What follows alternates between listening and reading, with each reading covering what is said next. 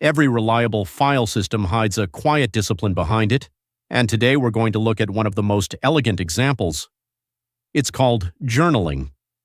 The idea is simple enough to state in a single line, write down the intention before performing the act.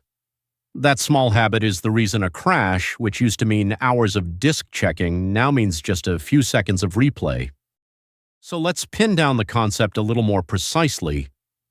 Journaling means that every intended change is first written into a sequential log and committed there, and only then applied to its real location on disk. The payoff shows up after a crash.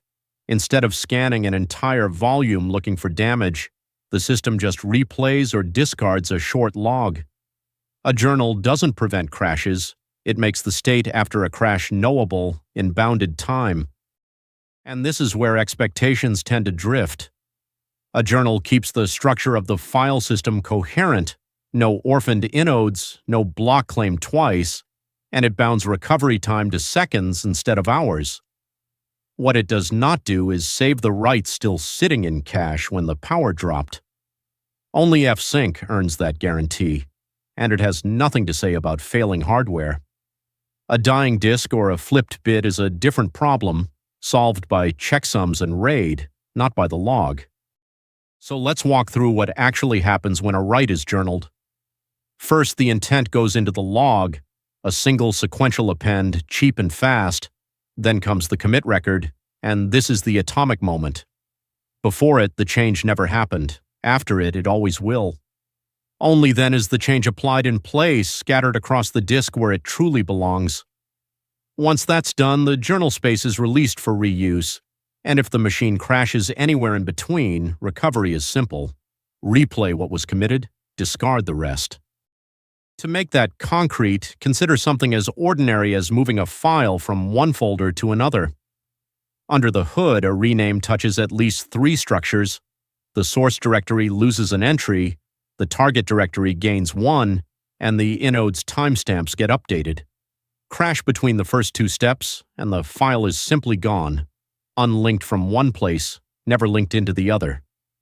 Without a journal, recovery meant walking every inode on the volume hunting for orphans, which on a large disk could take hours. With a journal, the entire intention is written down first, committed as a single unit, and only then applied. Crash before the commit, discard it. Crash after, replay it. The rename either happened or it did not, never half. But not every journal protects the same things, and this is where people get tripped up. Write-back journals only the metadata, with no ordering against the data itself, so after a crash, the directory entry might point at a block that hasn't been written yet, and you get someone else's leftover bytes inside your file. Ordered mode, the ext4 default, forces the data to disk before committing the metadata that references it, a sensible middle ground. Full data mode puts the data through the journal too. Everything is written twice. Strongest guarantee, slowest option. Journaling doesn't stand alone. It sits inside a family of mechanisms, each closing a gap the journal itself leaves open. Fsync is how applications actually force their intent to disk. Copy on write and write barriers deal with ordering and atomicity at a lower level.